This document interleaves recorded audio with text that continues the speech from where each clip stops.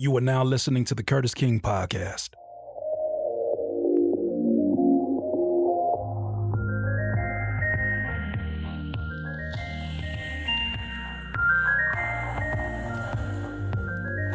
Welcome, music producers, to another episode of the Curtis King Podcast. This is a podcast for music producers, thinkers, and creatives alike. If this is your first time listening, we want to say welcome, first and foremost. If you're listening on any of the major distributors for podcasts, whether it's Spotify Podcasts, Apple Podcasts, we want to say thank you, and definitely feel free to leave us a 5-star rating or some commentary at the end of this if you enjoy this particular podcast.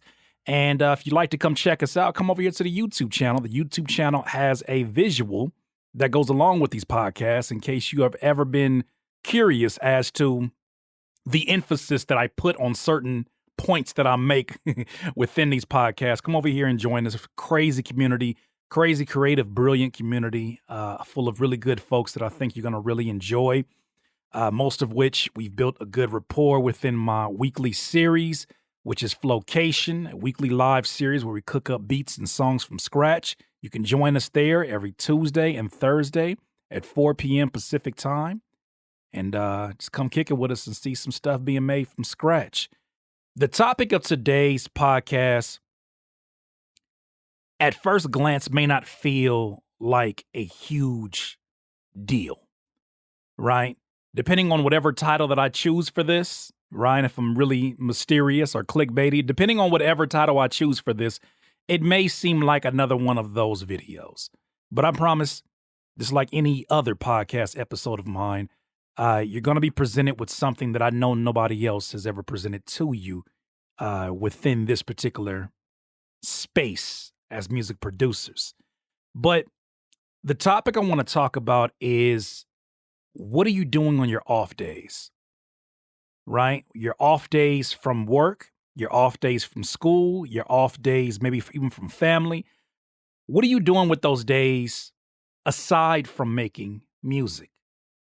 This is not a podcast that recovers the necessity of a hobby. I think I beat that one over the head. You guys know the necessity of having hobbies. If you don't, you can go check that podcast episode out. But this goes beyond hobbies. This is more music related than it is anything else. There is a necessity for us to make the most out of our off days. From my vague remembering of when I worked at Quiznos, I vividly remember how aggressive I was about my off days and how I didn't want to waste not even a second, right? And even to this day, there's a part of that mentality that still exists within me that is basically saying in my mind, account for every minute, account for every hour, just so I'm always staying in the present and that I'm always thinking about what needs to be done right now. But I had a bit of this mentality when I was younger. It was a lot more aggressive and a lot more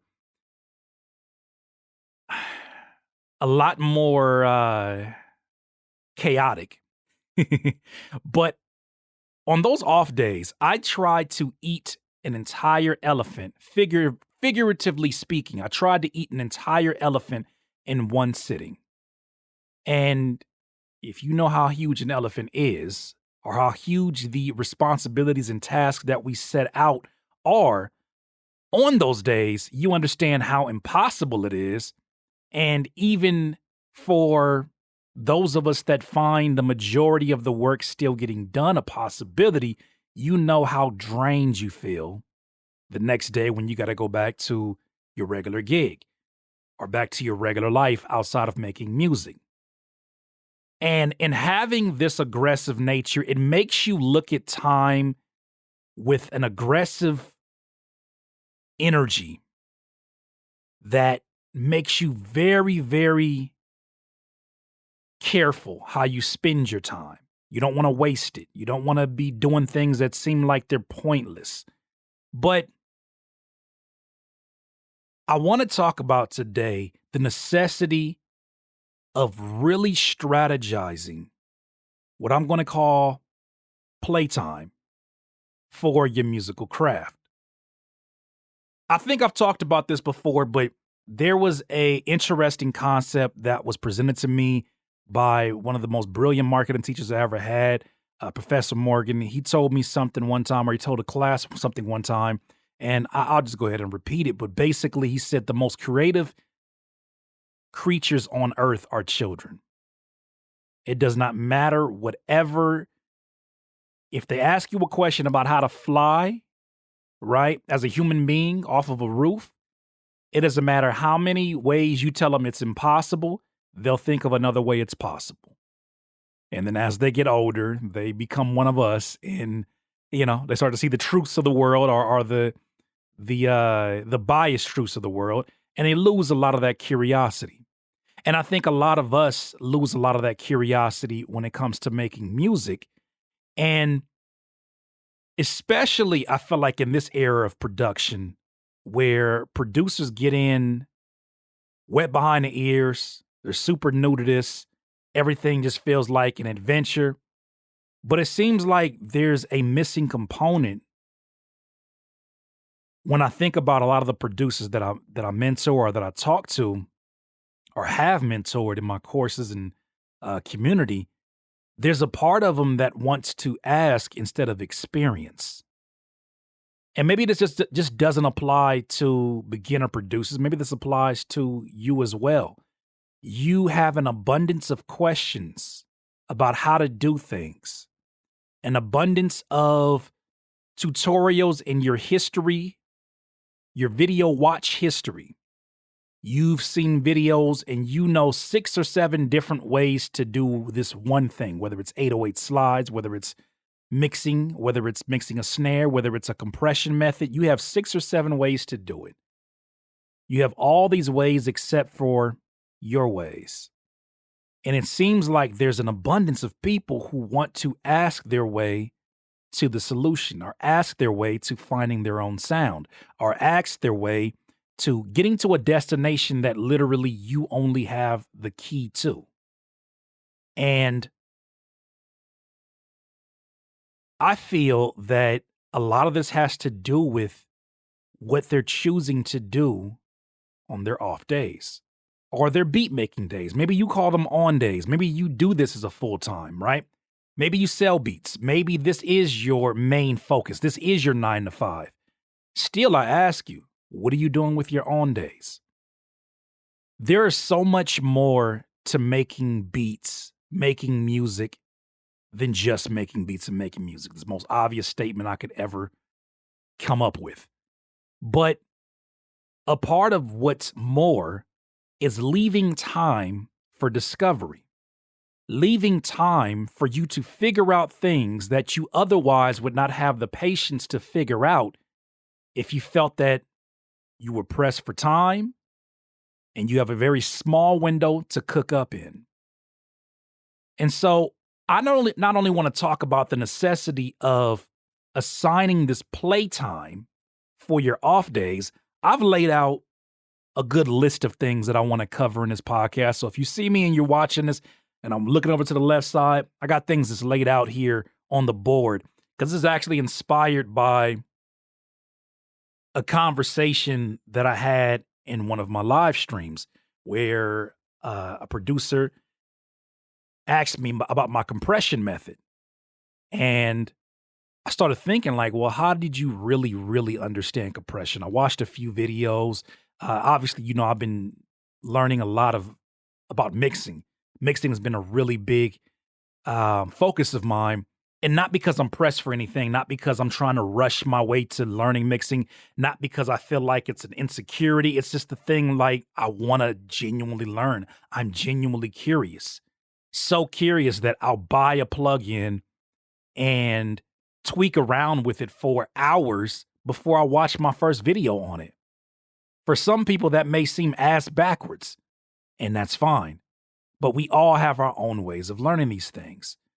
And someone asked the question about my compression method, and I'm like, it's so crazy to me that not even a few months ago, I couldn't really tell you with 1,000% confidence what compression does. If I'm being completely 1,000 with you, like, I know the name, I know what the word means, right? I could sort of hear it, But not until I sat with the plugin and just sat with the loop, drum loop, did I start to see, one, the terms that I already kind of recognized, but then understanding the context of attack and release when it comes to compression and how it sounds, did I really, really start to learn what's actually happening. To double and triple down on that, then going into tutorials, it started to sort of repeat some of the things that I was noticing. But now I have context and this doesn't feel like a brand new world, right? You ever go to a tutorial for a plugin you just got and you feel more confused than when you first opened it up? Because they basically gave you all this information that you did not need quite then. And you're like, what was the presets? What's the quick thing I can get to that's going to take me out of this confusion that I'm feeling right now?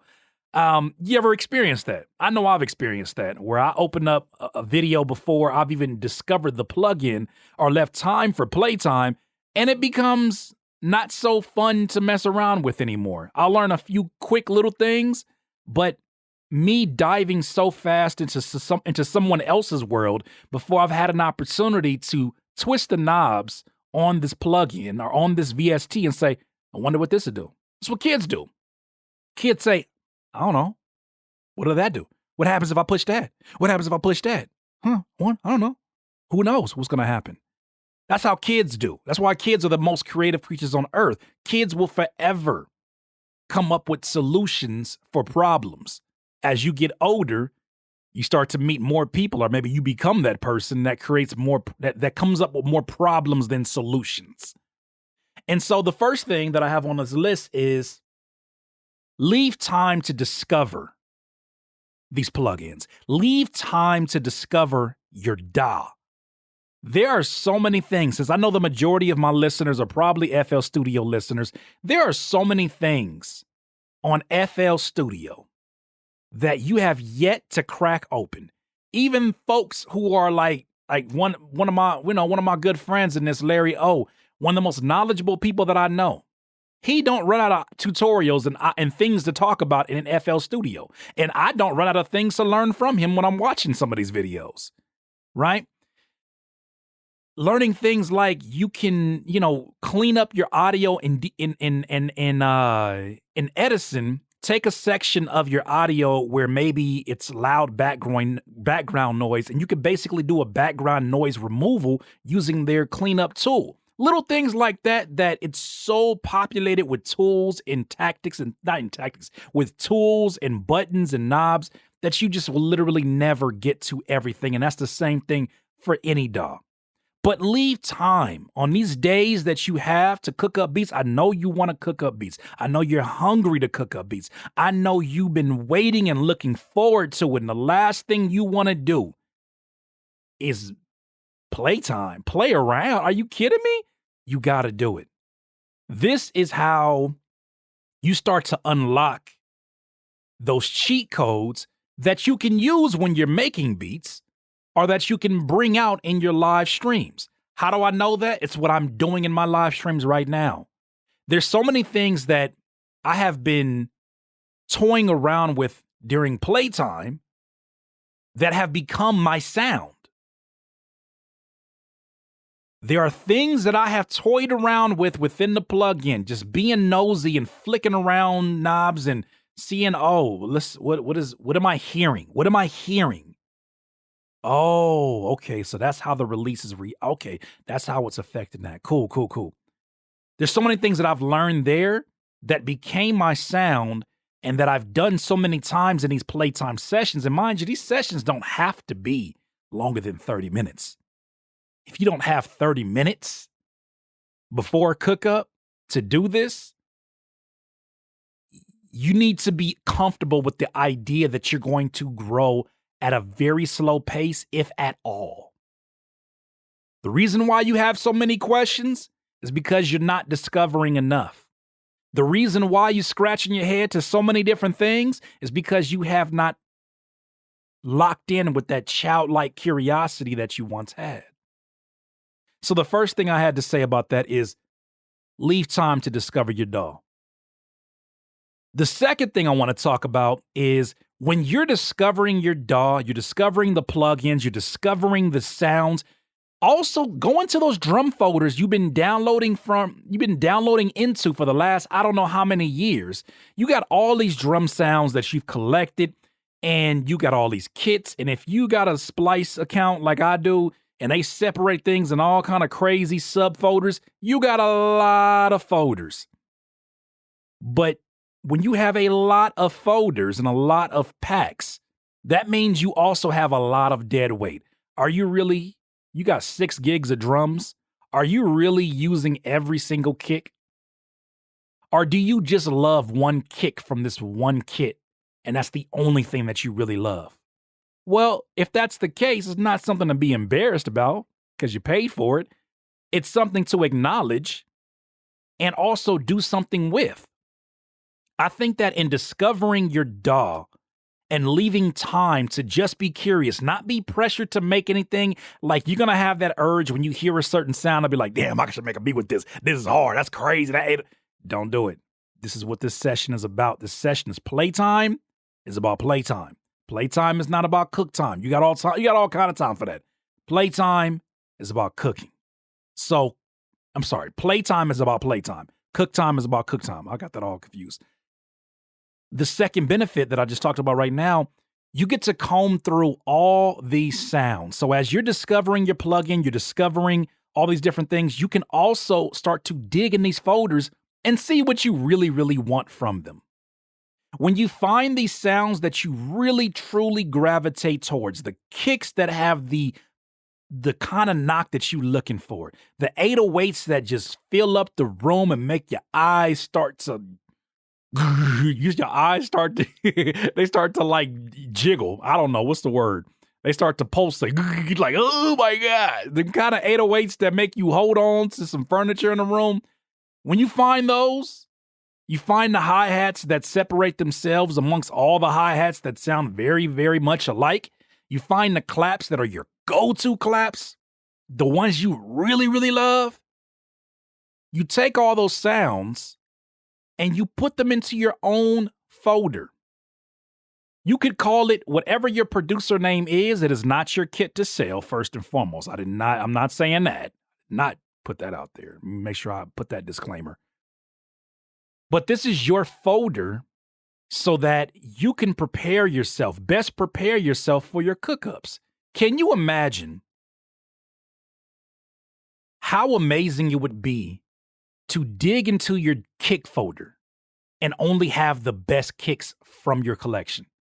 Could you imagine how efficient it would be if you didn't have to comb through 17 packs for one 808, but instead you have retrieved these 808s from different packs that maybe only had that as a highlight of the pack and put it in your own producer pack just for your own use? Could you imagine how much more efficient you would be if you had nothing but the best 808s of your 808s that you already kind of like, right?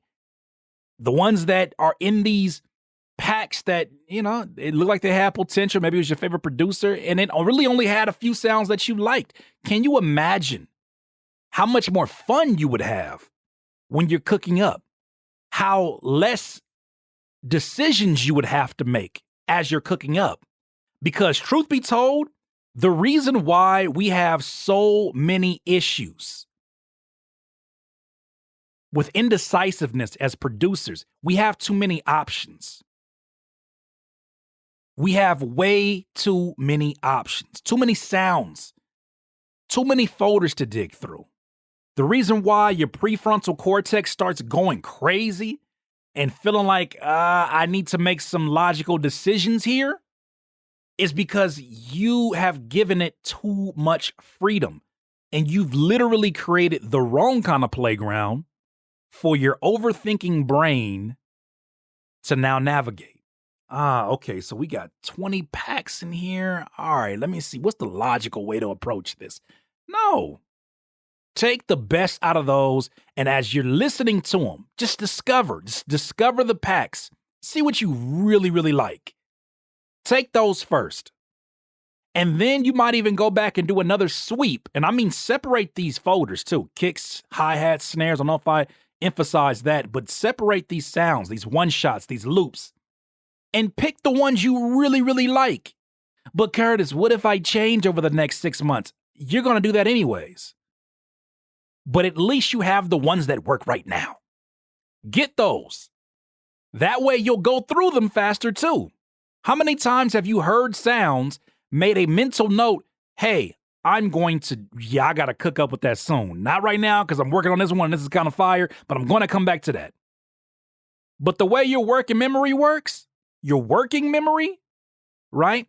You get an idea, you get a suggestion, you hear a sound, it's only floating in there for about 20 seconds. Then after that, a decision has to be made. Yo, we keeping this or are we taking this away from our memory? If you don't do anything with it, it does not go into your long-term memory, which is obviously with you for long-term. So we have to work these ideas into a folder, right? That's the way you take care of that 20 seconds when you hear an 808 that's just like, magnifique, magnificent, I love it, I love it. That's how you work it.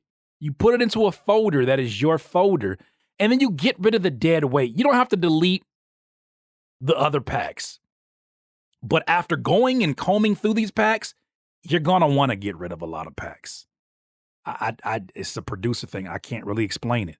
But once you have that one, you're gonna realize that you're just plucking away at packs, right? Because when you think about a sound pack in its entirety, yes, the producer or the sound designer who creates it wants to give you the best experience within that one pack. But they can't possibly produce for every single variable of every producer or every scenario. There have been packs that I listened to and I was like, I just don't see the potential in it. Or packs that I could not get enough of. That Ninth Wonder pack, I don't know if it was the official release or whatever, but I had a Ninth Wonder kit back in my pirating days. I had a Ninth Wonder kit. That sound like cocaine days. It wasn't. In my pirating days, I don't know if it was official or not. Whatever. I had it. And I abused that. I used that so damn much. Some of y'all know I used that years. I used that. I went back to it. I just happened to go listen to some sounds. I ain't put it on my computer, but I listened to some sounds, just seeing if I need to go on a search or a hunt to go find this kit. I don't even need it. The snares have like an outdated nature to the way that they were processed. Not even the snare sounds, just the way they were processed. And for what I'm trying to create, it just didn't do it. There's probably only a few sounds I'd want from there anyways, and they're not sounds that I would really go crazy over.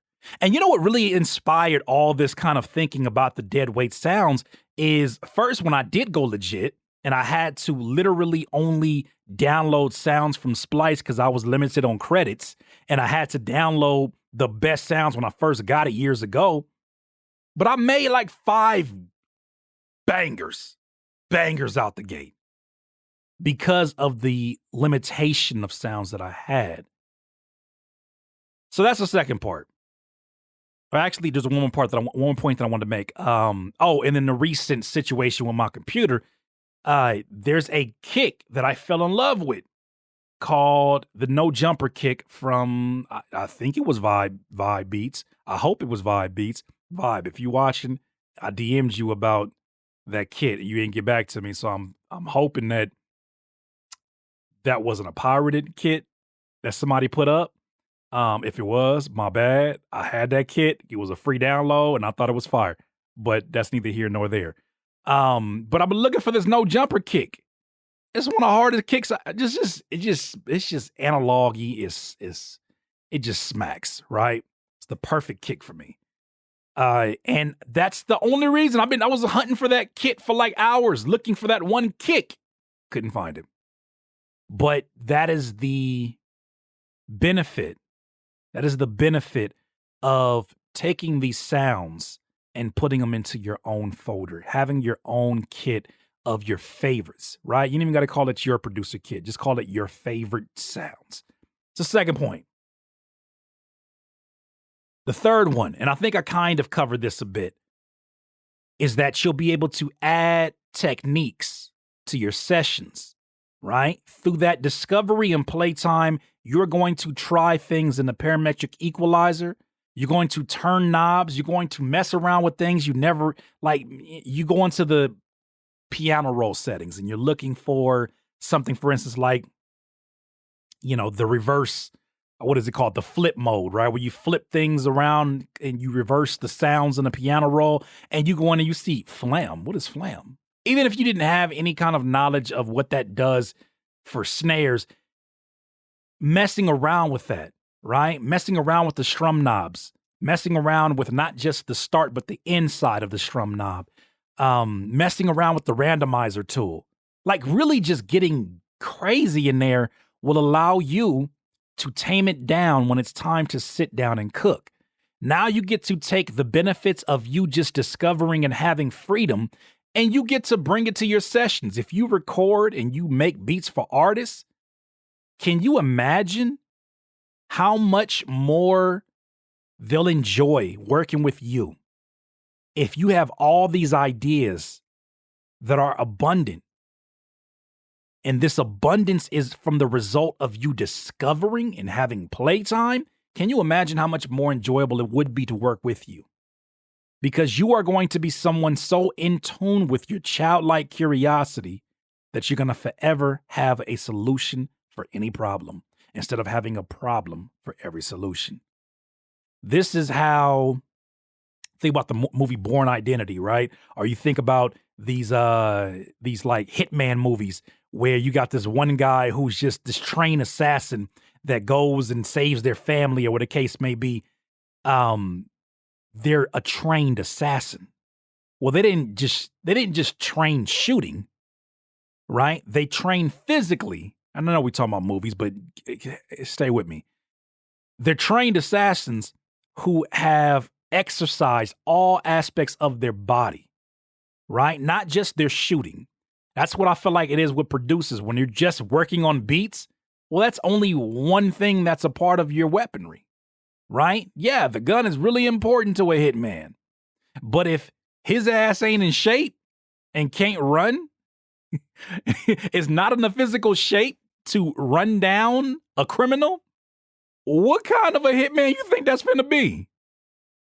There are other aspects of that hitman or that this assassin, this specialist that need to be developed, right? Maybe it's a discipline in who they allow to be around with them.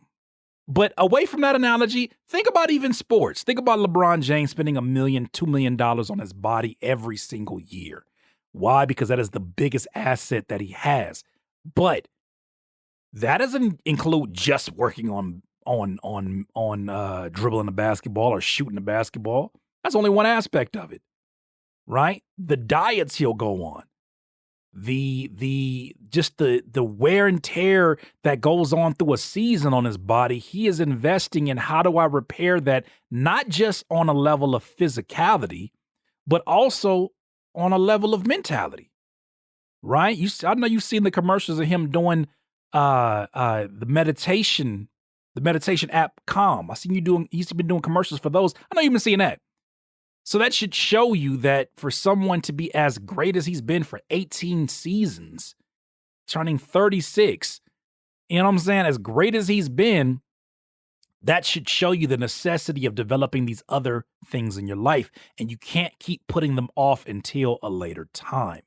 So you use this playtime so that if you look at yourself as an assassin, now you could do that roll, that dramatic roll in slow motion.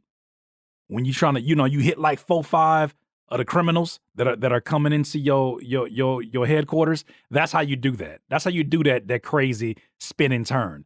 That's how you get into these beats and you're doing these techniques. And somebody said, wait, how you do that? Oh man, it's a little something I discovered during playtime. That's the necessity of having playtime, is that you develop new techniques to bring to your sessions. That's the second one. The third one, I think we already pretty much covered, and the fourth one we did as well. So The third one, the fourth one was the necessity of sitting with the plug in, hearing what it does. We talked about that with compression and the power of a childlike imagination. Maybe that's where we'll kind of end things. I've already talked about that, but here's the thing about it. This is not something that I think you should put off, especially if growth is a necessity to you. If this is something that you're looking at as, I am serious about my craft. You can't just be serious about, if you're a basketball player, you can't just be serious about dribbling. That ain't going to keep you in the league long. Even Dennis Rodman, who was known for his rebounding and his defense, still had to find other aspects to make him an asset when he is on the court. So maybe it wasn't just the rebounding. Maybe it wasn't just the assist, because we know it wasn't just the rebounding and the defense. He started to develop his passing. His passing made him a necessity, so that every time he got a rebound, you knew that if you ran down the court, he was going to get it to you with great efficiency. You got to find out how to be valuable in other ways. How do you find where your value is? You have and you reserve time for playtime. There is no getting around this. What your playtime looks like and how long it looks is up to you. I would suggest 30 minutes at the bare minimum. Right? And playtime could easily be you just running through scales, taking a loop, a melodic loop, looking at the scale, Googling the scale in terms of what keys all are in that particular scale, and then coming back and then trying to make melodies based upon those keys that follow that scale. That could be the playtime. I've done that. It could be you sitting with something that is very intimidating, like compression or like reverb for someone maybe. It could be you sitting with that and saying, twist here. What do I hear? Turn the knob. What do I hear? Turn the knob back. What do I hear? Okay, this is what this does. Cool, this is what this does. Okay, I wonder what would happen if I would add a reverb to an 808. Damn it, the reason why I know what that sounds like is because my curious, goofy ass has done that. But you never know until you do it. One of my signature sounds within my songs and my beats that I've been doing is what I call the garage drums.